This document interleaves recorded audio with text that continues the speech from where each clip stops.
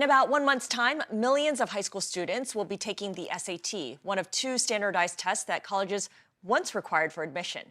But after the College Board recently announced major changes to the SAT, making it shorter in length and all digital, the question now is how relevant are standardized tests and what value do they offer, especially as universities try to attract more diverse applicants? Joining us to discuss this and more is Ben Paris, an elite test prep tutor who has worked with students for more than 2 decades. Ben, good to see you. The College Board made these massive changes, which take effect in the next 2 years. Is this all too little, too late? Do they keep the SAT relevant and useful to the admissions process? Well, the SAT can't really change what it fundamentally does. The essence of a standardized test is that it has to provide pretty much the same result over time. They're going to measure the same skills in the same ways. And these changes in some ways are going to make it easier on the test takers. You're going to get a shorter test. They're going to have a graphing calculator for everyone. But the key issues around testing and inequality are going to remain. The question is, what value do these tests have? And I would argue that if you include standardized tests, you have, in general, a more humane process than if you have more of a focus on grades. Wait, you argue that keeping the tests, you have a more humane process? Explain that to me, because, I mean, you are a test prep tutor, so obviously your livelihood depends on kids paying you to help them prepare for an exam. So, of course, there's financial self-interest, but what is the moral argument for keeping and preserving these tests, especially when there is so much criticism that they exacerbate inequality? Right. So I will gladly admit my bias here, although don't worry about me. No matter how these things play out, I'll be fine. But you have to look at what happens if you eliminate standardized tests. Right now, you've got in elite institutions, more than half the applicants have A averages. And so whereas it used to be the case that good grades would get you in, now it's the case that bad grades are keeping you out. So we're forcing everybody to take these advanced courses that may not be interesting to them, have nothing to do with their career goals. And so if you remove the test, then you're robbing people of an opportunity to show that they have the skills that that the colleges are looking for. Now, I think these tests can be better. I've called the SAT a blight on education. We can make much better tests, but if we remove them entirely, then we put a lot of focus on other factors that may make the overall experience worse. We have millions of people taking courses that they don't want to take, that have nothing to do with their career goals, and that makes the situation worse. A quick test that you could prepare for in a month or so would be more humane than dragging everyone through courses that they don't want to take. What about the idea that standardized tests in general are exacerbating and worsening, magnifying inequality? Yeah. Well, we have tremendous inequality in our society, and this comes from before people are born all the way through the time that they take standardized tests. We're talking about exposure to teratogens. We're talking about prenatal care. There are all kinds of inequalities that we have to solve. But it would be a miracle if tests like the SAT made all of these things go away around testing time. So by the time people take these tests, you wouldn't expect the results to be absolutely the same for every single group because of the inequality that came in before they got there. So while there are aspects in which standardized testing can magnify inequality, in general, there's a lot of good low-cost test prep out there, and a lot of the advantages of a privileged experience are baked in long before you get to the test. Okay, so it sounds like you see value in standardized testing in general, maybe not the SAT because it has its particular flaws. Why isn't there as much of a debate over, say, the LSAT or the GRE or the GMATs? Do those exams do a better job of measuring applicants' knowledge and assessing their preparation, their ability to do the work that's required of them? Yes. So in general, the LSAT and the GMAT are much better tests. None of these tests really measure knowledge. They really measure skills. The LSAT and the GMAT are much more defensible, and the GRE doesn't get the same level of criticism because it's typically not as high stakes a test. The SAT is a ruthless test of compliance.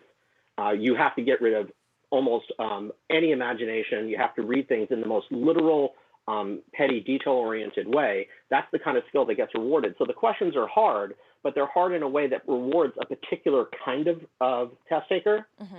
And that's not necessarily the person who is going to be most successful in college and thereafter.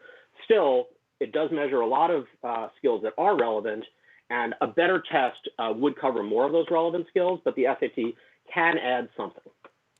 Okay, so what would If you could design a new standardized test, what would it look like? So I think it's important to measure higher order thinking skills. And one of the key things that you want to do is you want to measure skills that aren't necessarily covered in grades. The SAT is designed to cover the curriculum concepts that people hit in high school. But you already have their grades, so why not test something different? Let's get at critical thinking skills. In the past, vocabulary-based questions, while they were politically unpopular, were some of the best questions for distinguishing who was going to be successful in college, because the only way to really be ready for those questions was to have actually done a lot of reading. I'd like to see a proctored writing sample, even unscored, just to get some kind of indication of the applicant's writing. Because think about how much you can learn about someone's academic skill just by reading one paragraph that they wrote. I'd also like to see 2 tiers of math.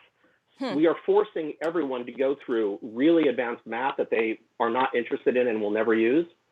But some people will be interested in that kind of thing. So let's have 2 tiers of math. Let's have the basics. Everyone needs to know about percentages, ratios, rates, and those kinds of things. Right. And then have a higher level of math for the more advanced stuff. Yeah, I like keeping it to the percent and ratio and all that. Removing the test requirement, as we've seen over the last 2 years, has really opened the floodgates to greater numbers of college applicants from many more diverse backgrounds. And that's pretty much what colleges wanted all along. They were kind of looking for ways to broaden their applicant pool. What is the downside for them? I mean, I'm looking at how Harvard saw the number of applicants increase by 42%, and overall there was an 11% increase in common applications and submissions year over year. What's the downside for colleges to remove the test requirement? Well, if you really care about dealing with inequality, then you have to deal with the data. You can't just ignore the data.